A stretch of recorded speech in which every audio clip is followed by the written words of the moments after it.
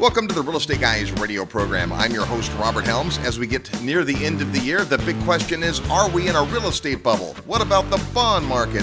What about interest rates? What about Bitcoin? We're going to talk about bubbles today and what you can proactively do to get on the right side of them. Today on the Real Estate Guys radio program. Are you achieving everything you want in life? What if there was a time-tested way for you to get everything you've dreamed of? The most successful people in life set goals and keep themselves accountable. But how?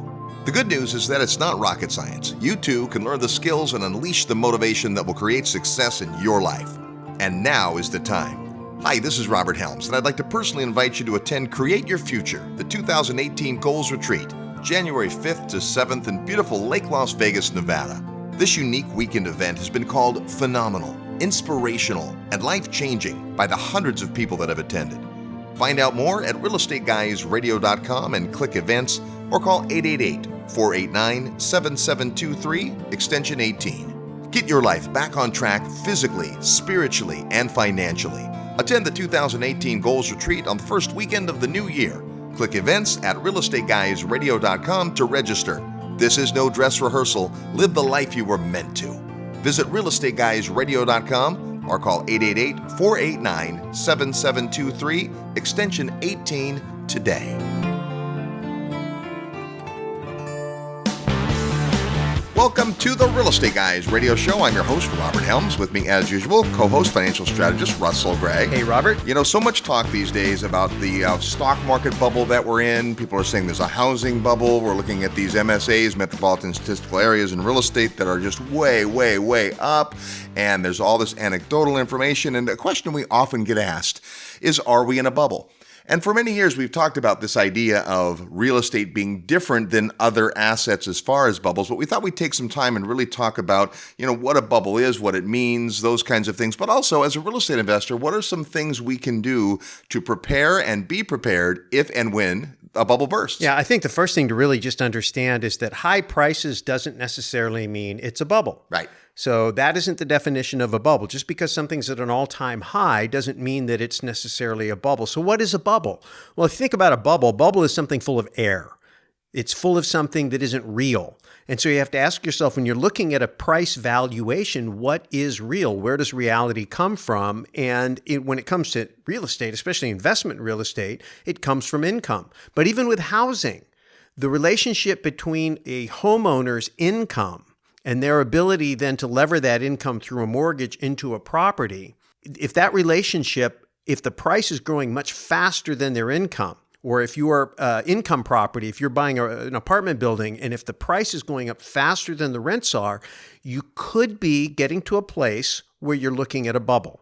Because now you've got a valuation that's based on something other than the fundamentals of income. Yeah, and as real estate investors, we're often looking at the income from a property. It's not the only way we make money in real estate is through, positive cash flow, but it's a way that we make money in real estate. And the very fact that there is a mortgage available on a property creates a kind of a bubble. Absolutely. We're in a couple markets right now where there is no financing. Obviously, outside of traditional U.S. mortgage markets, we're in a couple of real estate markets where there just isn't financing readily available other than private loans and seller carrybacks and those things. And when you're in those markets, they tend to be price-wise, volatility-wise, a lot more stable because there's not that underlying leverage. The minute leverage gets introduced into a market, it's like when you go to buy a car, the car salesman, if they're good, doesn't really ask you about the price of the car. They ask about the monthly payments. Yeah, absolutely. And then they factor in, based on what you can afford in your budget, how to structure a loan on the car. And so you might ask what the interest rate is, and they're going to try to deflect that and say, well, the payment's only X per month, and easily you can afford that. Well, as soon as we introduce leverage into any kind of a purchase, then it inflates values. This is a good thing, but it can also be a bad thing. If tomorrow we woke up and all of a sudden there was 5% down money on all real estate purchases instead of typically 20 or more percent down, what would that do to pricing? Well, it would drive it up. Because it pulls more money from the future. And I think it's an important distinction to make because when you look at what's driving up prices, there's three different components. And a lot of times they all get thrown in a blender and they're hard to parse. They're almost impossible to parse. And so without even understanding it, sometimes you don't understand some of the factors that are affecting price. So let's just talk about them. The first one we've been talking about is leverage. When you introduce financing, you're able to pull money from the future because you're pledging your future earnings to bring in dollars today. So that's what happened with college. We introduced student loans in order to make college more affordable, and it had just the opposite effect. It made the price go up. We introduced subsidized loans in the United States with Fannie and Freddie in order to make housing more affordable. It did just the opposite. It made it more expensive. So this is what happens when you can bring future dollars into the present to bid up the price. That's leverage, and that creates upward pressure on pricing.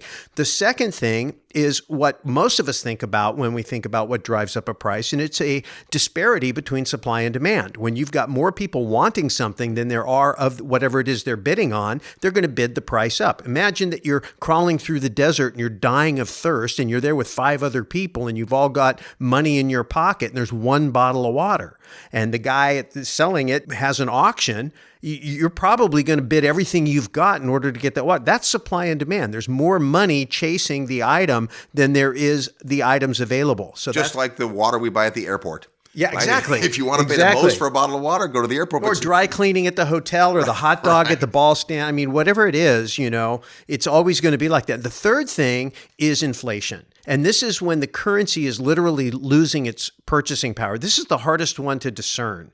It's very difficult. But, you think about the extreme situations like Venezuela or, Zimbabwe, kind of the poster child, or the Weimar Republic back in pre-World War II. And you think about what happens when currency loses value. It takes more and more and more currency to buy the same goods and services. So that's inflation. So you've got inflation, which is a weakening of the currency. You've got a disparity between supply and demand, favoring demand. And then you've got leverage, which is the bringing of the future dollars into the present. All 3 of those things converge to drive up pricing.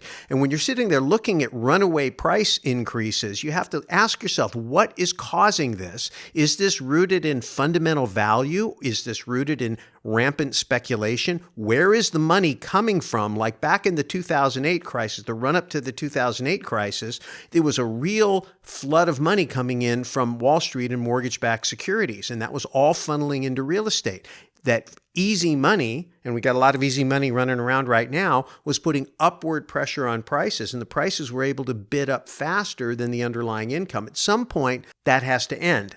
And that's what happens when a bubble, I don't like the term burst, because burst implies it disappears, it's gone forever. Real estate, many of these assets, when the bubble deflates, it doesn't burst. Right. It's still there. It just loses a lot of value. So just imagine a lot of that air coming out. You got a jump house and the pump stops, it's pumping the air in, the thing starts to deflate. Well, that's what happens when easy money gets turned off in an overheated economy. That's why we fixate on interest rates and Fed policy, because they really control the supply and cost of money. Because there's so much leverage in the system everywhere, when you start to mess with the cost of leverage and the availability of leverage coming in, then you really could have an impact on price. Let's talk about it from a real estate perspective, because how it works in a marketplace is, say that we're looking for a 4-unit building, a 4-plex somewhere in a great market where there's good durability of rent, a lot of tenants. And let's say that those properties are trading at some multiple. We talk about gross rent multiplier, which is simply taking the value of the property divided by the rents and coming up with a number. And that might give us a number of, say, 10 or 12, whatever the number is. And generally with income property, as the income goes up, so does the value of the property. Right. What also can happen is income can stay the same or even go down, but because there's more demand, back to your example number 2, it drives the price up. This is when you hear the term cap compression. That's capitalization rate, the return on real estate, gets compressed because more dollars are chasing the same amount of income. Rather than say, I'll pay more for this 4-plex because the rents went up, I say, I'll pay more for this 4-plex because there's 5 other guys bidding on it and I want to get it. Now the fundamental income hasn't changed, but the price I pay is higher. Yeah, and this is really the key as an investor.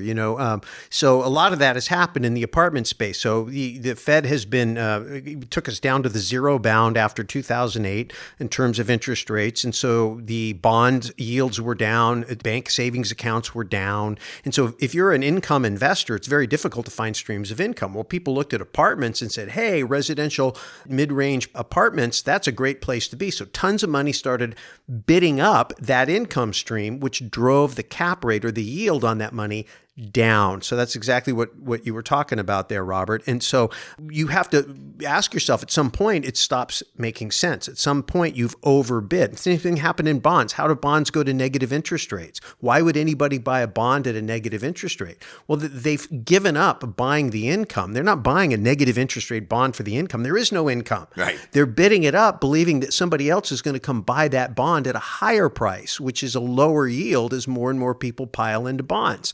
And so there's things that happen in marketplaces that make zero sense.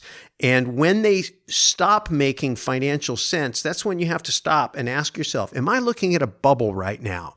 Is there any way this is sustainable, or at some point does this have to stop? Where is all of this demand coming from and why? And if you think that that demand is going to go away, or the why the demand is coming in your direction, which really has the same effect, if it's going to stop, then you have to ask yourself, what's going to happen to pricing? And if I lose pricing, does this investment make sense? A lot of people in 2008 bought properties when they didn't make sense financially. The income didn't support it, but they were saying, hey, I don't care. I'm going to buy it because it went up 100,000 last year. It's probably going to go up 100,000 this year. I'm going to buy it and hope to sell it to somebody else. The greater fool theory. There's always going to be somebody willing to pay more, and then it'll all be good. And the fact that I'm upside down, well, it doesn't matter if I'm upside down, meaning I've got negative cash flow. It doesn't matter. It doesn't matter because I'm going to be able to sell it and make more money on the equity later. Well, that could be true if the demand continues. But again, if all of a sudden there's a fall off and you don't see it coming, now you're stuck in a property where you're upside down, negative equity and negative cash flow. You have no escape. You either feed it and hold on and hope it comes back, or you walk away, take your lumps, and live to fight another day. You know, a few weeks ago, our newsletter talked about avoiding bubble troubles, because that's really, we see bubbles in lots of different marketplaces. And I think the point, the big takeaway from that newsletter was that in most of the bubbles we hear about, in the bond bubble, in the stock market bubble, in whatever financial market bubble there is, there's not really anything you or I or any listener can do about that. Whereas in real estate, there are some things we can do. And we want to focus the show really on some actions you can take and some ways that you can think, exploiting the fact that real estate is a very different, quote unquote, asset class than these other bubbles we're hearing about. Well, and we felt like after doing that newsletter, it was important to do a show on this because we are at a stage where there's a lot of bubble talk in the marketplace. And people just randomly throw out, oh yeah, stocks are in a bubble and bonds are in a bubble and Bitcoin's in a bubble and real estate's in a bubble. And if you don't know better, you're like, oh, well, everything's in a bubble. And therefore, everything's overpriced and I shouldn't buy anything. But to your point, Robert, and this was the point in the newsletter, if you haven't a chance to read it, you should go back and read it. And you can find it on the website, I believe, in the blog. It's called Avoiding Bubble Trouble. But here's the point. When you're buying an asset, when you're buying any investment vehicle over which you have no direct influence or control, and they are uniform, it's a commodity. So real estate is very hard to commoditize. If I buy a share of Apple stock or a U.S. Treasury bond or an ounce of gold, pretty much anywhere in the world, it's about the same price. I might be able to get a little bit of a bargain based on market timing, buy the dip or whatever, but none of those things are in my control. I can't negotiate that. I just have to pick my entrance point. Whereas with real estate, you can go in on a specific deal and every single property is unique from its location, its condition, the ownership situation and the seller's motivation, the financing structure available to you versus what's already there, and then all kinds of things that you can do to add value, to force equity into the property. And of course, because the situation is a one-off, you get to negotiate. And so your negotiation skills can also help you avoid a bubble. So when you're looking at an opportunity in real estate, you can't just throw real estate into a category, even a market or product type, and go,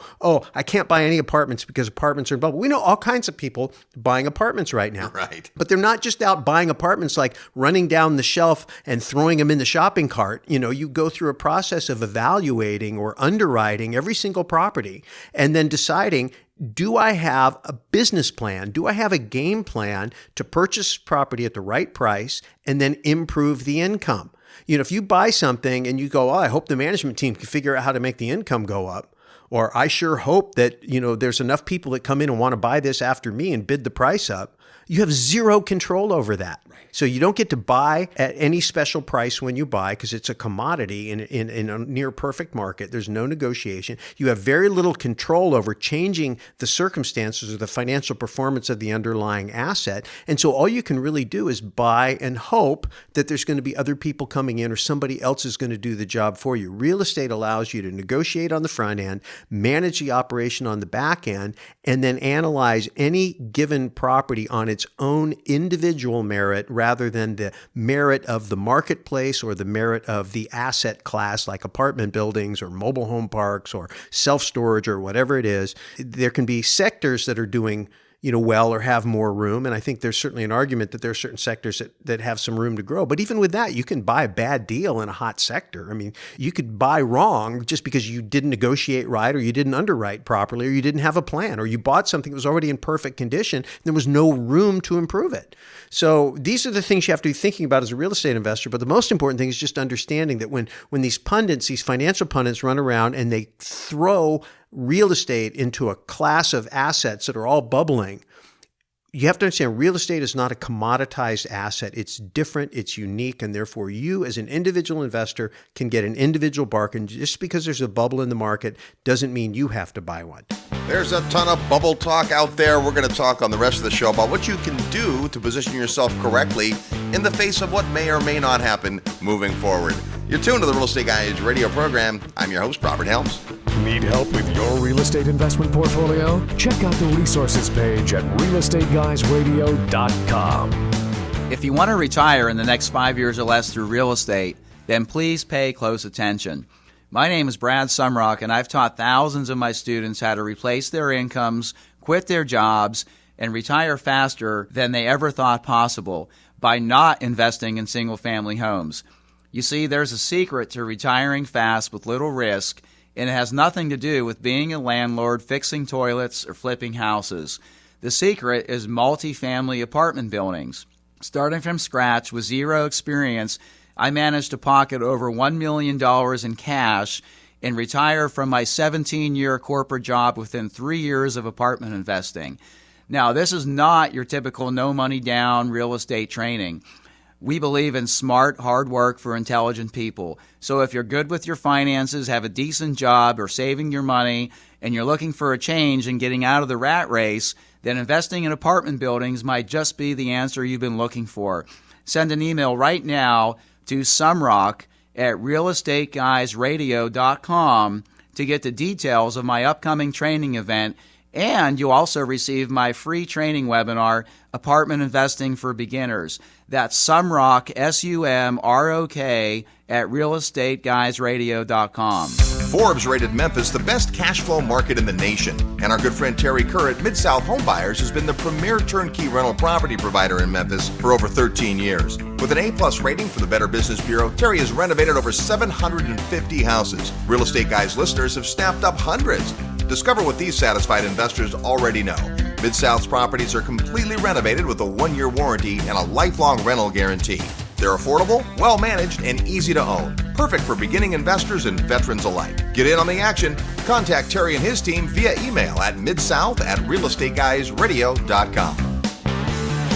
Hi, this is Mark Skousen, and you're listening to The Real Estate Guys. Welcome back to the Real Estate Guys radio program, heard every weekend on this great radio station, all the time at realestateguysradio.com. You don't have to listen just on the weekends. You can listen whenever you want. In fact, we just met a bunch of folks who downloaded hundreds of our shows and spent days listening, and that just always blows me away. Well, after all these holiday seasons and seasonings and eatings and gatherings and growings, if you care to take us to the gym and listen, that would be great because both of us could really use the workout. Definitely. So if you're doing that now, thank you. We feel so much better. We're talking today about the bubbles out there. A lot of talk in the news about the bubbles, and that's what happens when any market goes up. And hopefully we've made the point that just because a market is going up and prices are going up doesn't necessarily mean there's a bubble. It's one of the big benefits of real estate is we get to take advantage of that. And although leverage can sometimes create those upticks, it also lets us use the very leverage to amplify returns. So happy about that part. The bigger question is, because real estate doesn't behave like other asset classes, what can we do about positioning our portfolios Thankfully, the answer is a lot. Now, when you were describing before the break, Russ, the fact that there's no control in these markets, keep in mind that the vast majority of investors, not you listening now, you're not in the majority, you're in the minority. The vast majority of investors, people that just invest in the equities market and mutual funds, are used to having zero control. They've figured that out. Hey, I really can't control the market. I just want to be in it. And I want to dollar cost average my way in. I want to be diverse across sectors, the things that you can traditionally do. The great news is those kinds of thoughts and plans work in real estate, but even more so because every property is unique, every market is different. There are things we can do to anticipate and prepare for what might be a bubble. Yeah, I mean, I think the very first thing is just to avoid bubble mentality. And this is just chasing the market. This is just chasing a deal. This is just chasing the crowd. I did it. You look around and you see people making all this money and you just buy because everybody else is buying. But enough about Bitcoin. Well, no, I'm talking specifically, I did this with real estate. I did it with real estate because I had a super strong income in my mortgage business and I just wasn't that concerned about doing sound underwriting. I just didn't pay that much attention. To me, it was I'm just going to buy it. I don't mind if I overpaid a little bit because it's going to, what matters to me is where it's worth in 10 years. And I figured 10 years from now it's going to be worth a bunch more. And that was true. And I felt like that if I, ever decided I didn't want the property, with a little bit of down payment, I'd be able to get back out again, so that would be okay too, though I was aggressively using leverage. But the main thing is I didn't have a plan for every specific property. I was treating it like a commodity. And so I was buying it like a commodity. And I was just throwing stuff in the shopping basket and I was buying it, hoping something good would happen. That's bubble mentality. You don't want to have bubble mentality. What you want to do is you want to pick your properties, you want to pick your investments individually, because that's what they are, as we said before. And then you want to do sound analysis and sound underwriting. Those two things aren't the same thing. That's a great point. We did talk about that last week, but I do think it's very important in this context, which is you're going to have a plan for a property. We always talk about multiple plans. You need a plan A, a plan B, a plan C, because the market changes. Therefore, your exit strategy, even your hold strategy is going to change over time. And I think the difference between analysis and underwriting is critical at this juncture. Yeah. So, an analysis is pretty straightforward. Someone hands you a pro forma, the broker, the listing agent, whoever the property manager, they hand you something. It's got a bunch of numbers on it. And you can double check the math. And you can look at the bottom line numbers and go, okay, yeah, this looks like a pretty good deal.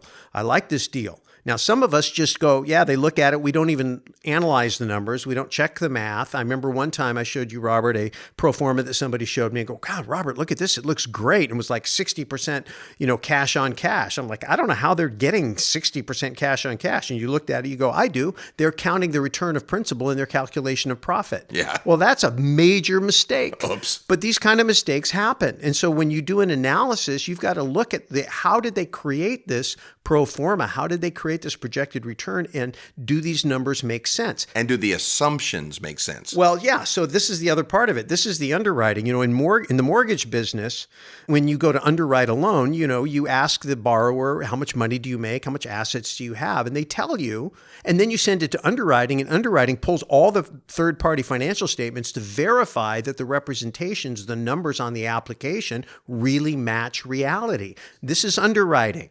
And this is a very important part of being a real estate investor, is actually underwriting your deal. So let's specifically talk about how you underwrite a property. It's a little tangent, but I think it'll make sense in context of this bubble idea. So you find a great fourplex, back to our example, and they say all these units are renting for $1,000 a month, and we've got 95% occupancy over the last 2 years. All right, that sounds great. Here's the first step: is trust but verify, as Ronald Reagan would have said. So you get a rent roll, which is the manager or the owner saying this is how much they're renting for. You go beyond that, and at some point in your due diligence, you might have to be in contract to do this, you're going to get copies of the rental agreements. So you see, in fact, that is the rental agreement. But beyond that, you may take it a step further and ask for what we call estoppels. An estoppel is a tenant verifying to you separately from the agreement they signed 2 years ago, yes, this is my current rate, and yes, there are no other incentives. How many times have we seen rent rolls that say $1,000? The checks are $1,000, but when you read the documentation and get the estoppel, 3 months free. But I get 3 months free. Exactly. I pay $1,000, but I get 3 months a year free, which isn't $1,000. And this stuff happens all the time. So underwriting is going through and saying, show it to me. Show me the bank balances. And now it's good to ask for that stuff. In the real world, you won't always get it. There's no requirement that the current owner even keeps records in anything but a shoebox. They may not have Excel spreadsheets. They may not provide you with copies of all their schedules of their tax returns. It's good to ask, it's good to want, but you may not get that. Now in bigger apartment buildings, yes. So that's the first part of underwriting. The next part is saying, do these assumptions hold water? Is $1,000 a month, even though perhaps they can show these 4 people are paying that, is that a good market rate? Is the building next door renting for $1,200 or $600? Right, a competitive survey. I mean, you want to understand what's in the marketplace. Absolutely, because that's how you find out. I mean, that's how you learn. The other thing that we used to see a lot, especially in California, is you'd see people that owned properties for 10 or 15 or 20 years, and they had really low property tax assessments. And they didn't tell you that when you bought the property, you were going to get a new assessment and your property tax expense was going to be a lot higher. And of course, there's a whole bunch of other things having to do with the condition of the property that you want to underwrite and making sure that you understand about things about deferred maintenance. And you know, you can't due diligence or underwrite your way out of risk. That's not what this is about. This is just making sure that you're going in with your eyes as wide open as they can be. But here's the beautiful thing in real estate, because you can do a lot of this. Like if I was underwriting to buy a particular stock, if I was a big portfolio manager and I was going to put tens of millions or hundreds of millions of dollars into a company, the way like a guy like Warren Buffett does, you know, I'm going to pour over audited financial statements. I'm going to look at the competition. I'm going to ask for information from the management team and what their plans are and all that stuff. But the beautiful thing is when you're looking at an individual property and you go through this underwriting process, as you're going through line by line, you've got top line, which is your revenue. Well, you've got a couple things you're underwriting. One is the condition of the property. So what is the condition of the property? Because you're going to have your acquisition cost, whatever it is you're willing to pay for the property, plus all your closing expenses. And then you're going to have your CapEx. You're going to have your rehab or your fix-up budget. And that is to get the property in optimal condition to get optimal rent. CapEx is capital expenditures that you have to make as part of your plan, the plan you talked about. Often the plan can be, we're buying an ugly duckling that needs work. We're going to do the work and get more rent for it, which increases the value. Great. What's that going to cost? Can you roll that into your loan? Those kinds of things. Yeah. So here as you're going down and you've got that part of it, and you know this is the minimum that I've got to do because that's the start of your CapEx budget. Now you get into actually looking at the revenue and you do the basics. Obviously, it's the rent. And you say, okay, this is where the rent is and where's the market rent? If you find out through your survey that you are actually buying a property where the current occupants are paying far below market rent, maybe you've got a lazy landlord, or maybe he's got a bunch of friends in there and he just didn't want to rock the boat, or what, maybe he wasn't paying a property manager and so he gave the people a discount. Whatever it was, doesn't matter. You realize, well, there's an opportunity to improve rent. And as you're going through and you're inspecting the units, you might realize, hey, there's an opportunity, like Kenny McElroy likes to do, to add dishwashers or add washer and dryer. And if I can put $600 in this unit CapEx and I can get an extra $25 a month or $300 a year, I can get my CapEx investment back in just 2 years. And after that, it's profit. Wow, that's pretty good. So that becomes, now it goes from being part of your underwriting, it becomes part of your plan. If I were to put in covered parking, then I could get an extra premium for covered parking, or I could put in vending machines, and you start looking at different things that you can do. That's all part of the underwriting, is looking at what's being done, but also what could be done. Now, you can't do, if I was underwriting a stock company, if I'm underwriting going to go buy Apple, I could say, well, you know what, I could invent the iPhone 12. I could do that. And I could send them my plans for that. That's never going to happen. You could buy 100,000 shares of Apple and you don't get a seat in the boardroom. You know, you got to be a major player like a Warren Buffett to be able to have any influence on the operations of a company. You are basically just strapping in and going along for a ride. But real estate is not like that at all. So you literally can, through your underwriting process, begin the process of creating your business plan for how you're going to take the property from where it is today to its fullest potential. We're talking about steps you can take to make sure that you're prepared when the bubble comes and can weather through it. When we come back, we're going to play real estate trivia and give you a chance to win a prize next. You're tuned to the Real Estate Guys radio program. I'm your host, Robert Helms. Live nationwide. You're listening to The Real Estate Guys. Find out more at realestateguysradio.com. This portion of the Real Estate Guys radio program is brought to you by International Coffee Farms, where you can own a parcel of land in your very own specialty coffee farm in Panama for as little as $15,000. Here's how it works. Deeded half-acre parcels entitled Specialty Coffee Farms in Boquete, Panama are turnkey managed professionally on your behalf by a team of local experts. Sustainable average income is estimated at 12%, and cash flow can begin within 12 to 15 months from the date of your parcel ownership. International Coffee Farms' mission is to own and operate specialty coffee farms that are economically, environmentally, and socially sustainable. As part of this mission, 20% of the gross profits of each farm is committed to a socially sustainable fund to improve the lives of the Panamanian coffee farm workers and their families. International Coffee Farms currently owns and operates 9 specialty coffee farms with half-acre parcels available for immediate ownership. To find out how you can become a coffee farm owner in Boquete, Panama, email coffee@realestateguysradio.com. That's coffee@realestateguysradio.com. If you love real estate and have always wanted to own your own business, listen up. The Real Estate Guys and their panel of experts want to teach you how to go full-time fast in the real estate syndication business. These next few years may go down in history as one of the best times ever to acquire investment real estate. There are deals everywhere if you know where to look and how to assemble the resources. The Secrets of Successful Syndication seminar will show you how to make big money doing big deals from a team of experts that have syndicated projects totaling more than $1 billion. Don't wait for someone to give you a raise or create a job for you. Attend the Secrets of Successful Syndication and learn how to build a team, raise capital, find deals, and make full-time money in 6 months or less. Go to realestateguysradio.com and click on events. All the big players use syndication as a way to diversify risk, optimize profits, and earn big money. You can too. Go to realestateguysradio.com and click on events.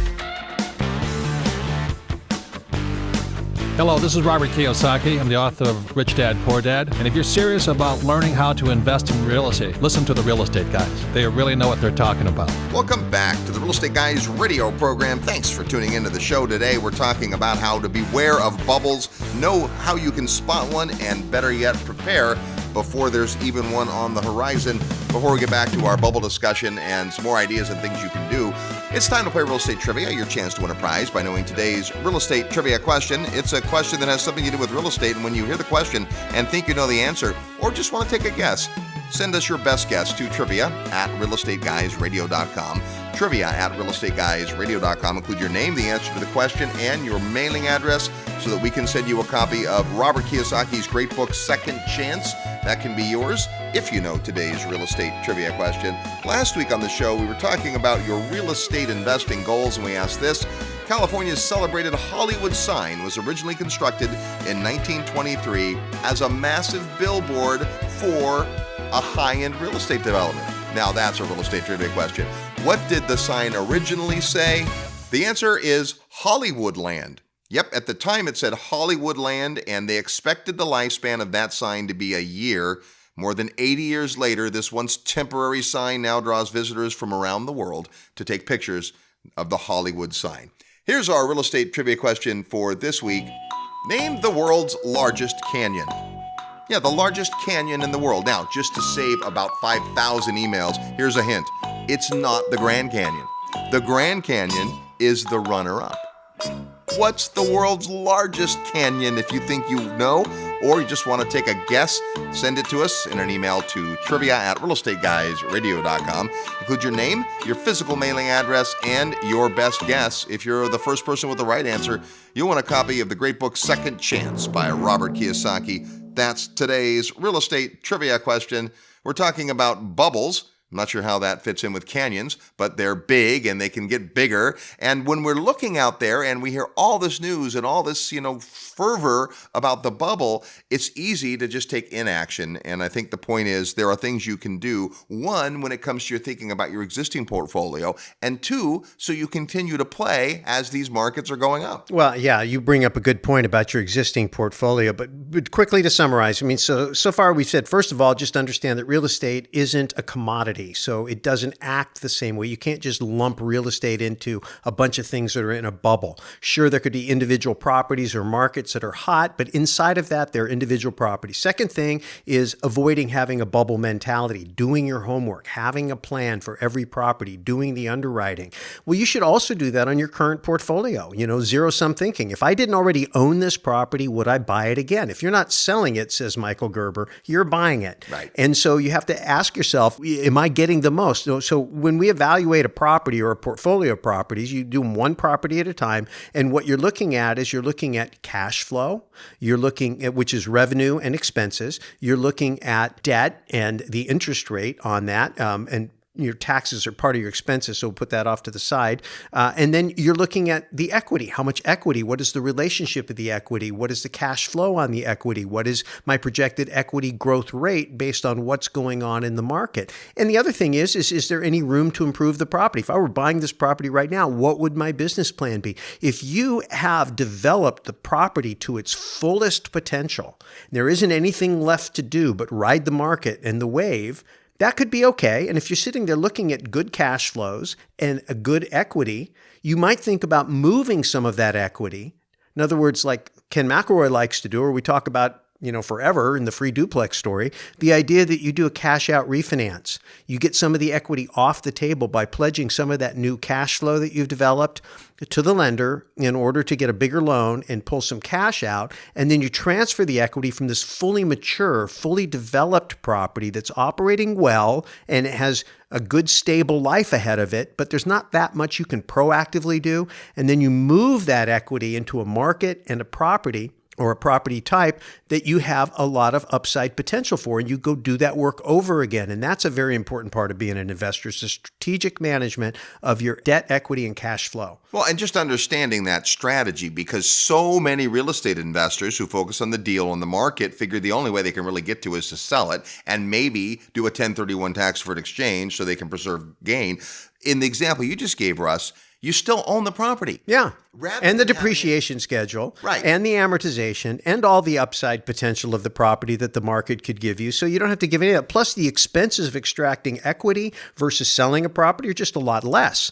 Now, it doesn't mean you want to hold a property you wouldn't otherwise want to own, right? If the property has served its purpose in your portfolio, then pay the expense, jettison it, do the 1031. But you don't have to. I mean, some of the biggest mistakes I made in my life were thinking the only way to get access to the equity that I'd built up in a property was to sell it, even though it was a perfectly good property and a perfectly good market. Those turned out to be mistakes. This brings up another really important point in context of a bubble, and that's this. If you just held on to that property, and as it went up in value and the rents went up and you had more cash flow, your loan to value is going down. Now you have 30% loan to value. Maybe it started at 75% or 80. Now it's 30% loan to value because the loan is getting paid down and because the rents are going up and because the value is going up. Now imagine a scenario where instead you refinance and you're back to that 80% and the market drops. If the market drops, now you and your lender have a problem to work together on. That's right. And you have the equity because you took it out already. As opposed to it's 30% loan to value and it's not you and your lender, it's your lender coming after you. A big difference in that. So a way we can proactively strategize about a bubble is to separate the equity from the property. It does two things. It lets us keep the property and all the benefits like we talked about, and it lets us double down into another investment. Doesn't have to be the same market, doesn't have to be the same type of real estate. Well, and I give you a caveat there too, because we've talked a lot about analysis and underwriting, and you want to do that with that very same property because you do run the risk when you thin out the equity, when you pull a bunch of equity out and you restore a leverage ratio where you're going from maybe 3-to-1 where you've got a third of the equity and 2/3 mortgage, and you take it up to 5-to-1 where I've got a 20% equity and 80% mortgage. You say, well, that's great from a leverage perspective, but if the market pulls back now I'm upside down. So the danger in extracting equity and holding on to the property is you thin the cash flow, you thin the equity, you could end up locked into that property in a downturn until the market comes back. Now, if you look back now that we've had a chance to go full cycle with this 2008 financial crisis, there are many people who managed to hang on by their fingernails to properties that were upside down and maybe slightly negative cash flow, but they persevered, they hung in there, they sacrificed, and in the right markets, those people came out as winners. We have some friends that just sold a property, they hung on through the downturn, and they made hundreds of thousands of dollars of equity on on the property, which was, basically free money to them. Equity happened, but it only happened because he didn't let go of the property at the bottom.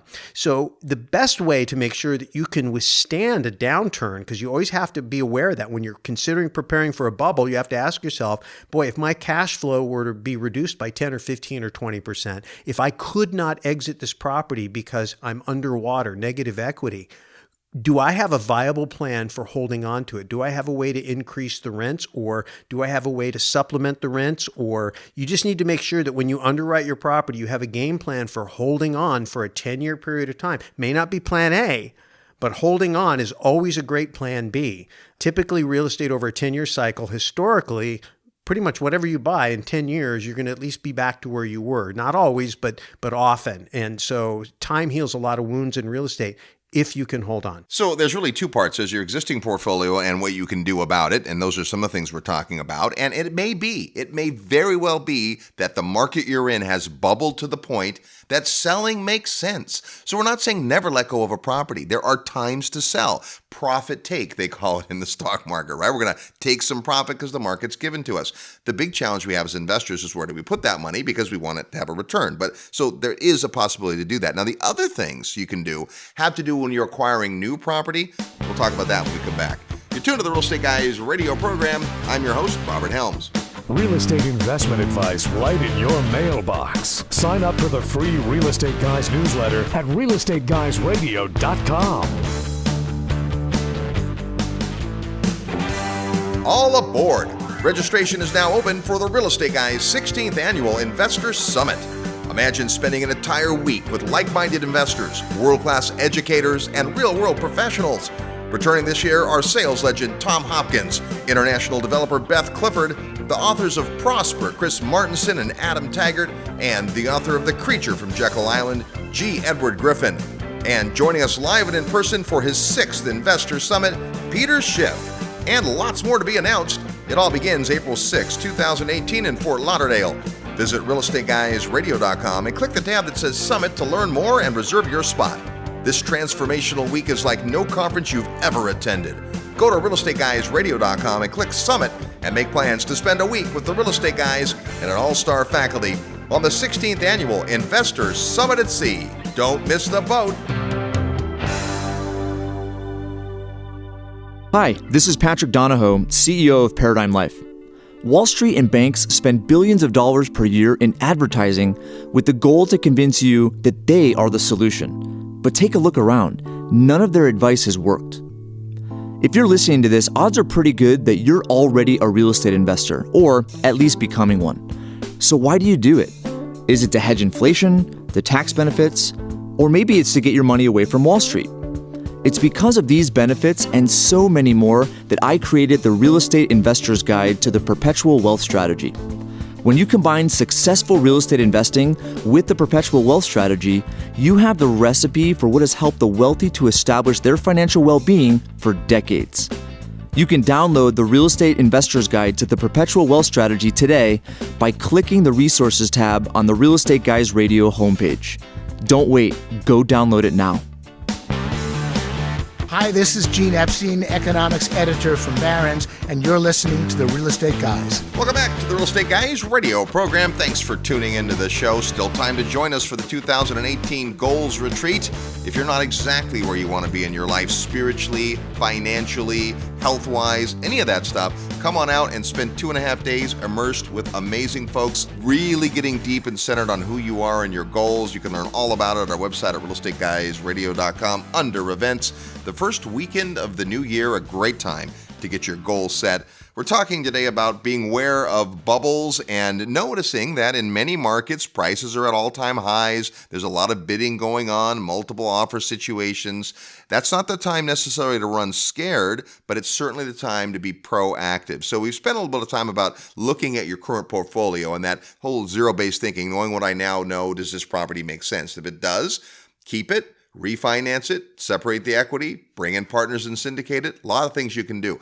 Now, what about going forward? Okay, well, maybe I'm just getting into real estate investing. Did I miss it? Is it too late?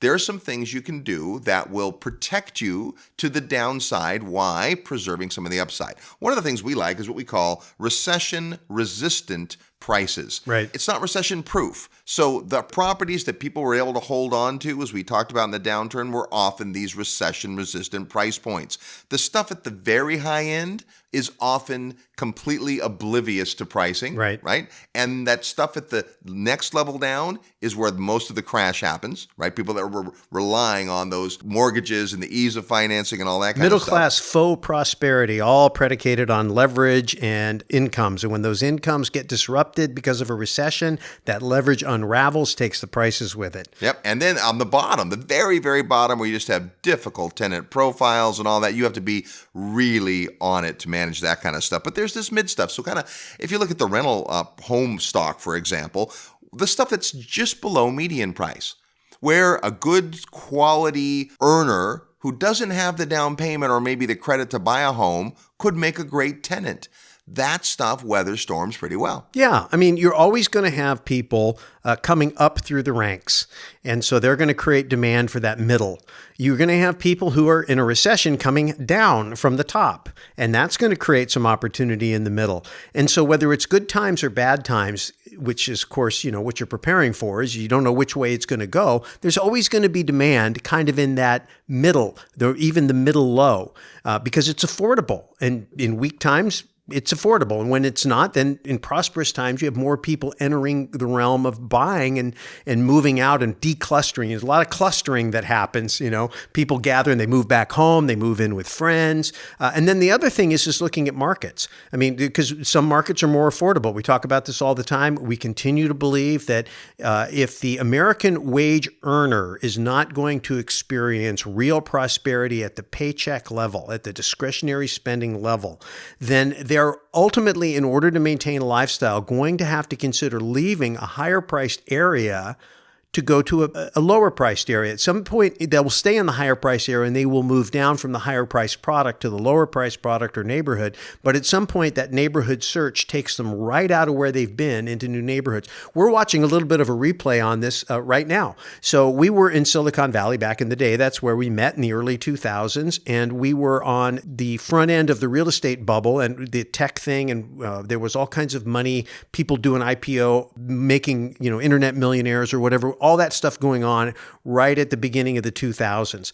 So a lot of people who were being priced out by a lot of that were leaving the San Francisco Bay Area and going up into the Sacramento area. And so we saw a lot of increase in demand in Sacramento as people were kind of fleeing out of the Bay Area. Well, fast forward, here we are 15 years later, and guess what? They're doing it again. It's happening again. Yeah. It's happening again for the same reason, because you've got a lot of this money that's been put into the financial system that's found its way into the FANG stocks, Facebook, Amazon, Netflix, Google. Well, Facebook and Google are major players in the San Francisco Bay Area. And when you've got people making millions and millions of dollars and having high incomes, either from stock options or from their salaries, they're able to bid up a very limited supply of housing just because of the nature. And so the people who can no longer compete with those folks have to go someplace. And so typically they will roll into the next nearby affordable market. So that's what we call the barista rule. So the person that serves your coffee can't afford their own apartment in San Francisco or Manhattan, but they can in many markets. Those markets are recession resistant. So the idea of looking at your portfolio now and saying, if I want to continue to invest, or if you're a brand new investor saying, wow, there's a bubble, there are places where there's less of a bubble. There are places where there will be less impact in a downturn. Now, these bubbles do overlap. So if, say, there was a huge stock market adjustment, that has an effect on the real estate market because of the things you said. A lot of times people's income is affected by their dividend-paying stocks or their stock options or that kind of stuff. And if that changes, well, affordability changes. But if that were to happen, then folks in those higher-priced markets would seek out other places to stay. Sacramento's a great example because what we bought in Sacramento was strategic. We didn't buy the stuff that was only going to do well when people were fleeing expensive San Francisco, because when they went back, when the prices came back down in the Bay Area, the stuff we had still was full of tenants. Well, what happens is, the investors start coming in, or these new buyers, these new homeowners start coming in, and they start buying into an area and bidding it up. And the people who are there can no longer afford it. Yep. So they need to go someplace, and you can actually catch a lower market. Like South Dallas was like that. South Dallas was an area, as Dallas got hot over the last 10 years, people who were living in certain parts of Dallas had to move south where it was less expensive. Those areas were typically not desirable because they were rougher areas, but as more and more people were forced to move in there, they kind of came up a little bit. And so you can catch those waves if you're paying attention. And so when you're thinking about what can you do if you think that we are at a bubble, your portfolio analysis, of course, is a property by property, but you also have to think about the market you're in and where the path of progress might be if a bubble were to burst, or if we were to have a recession.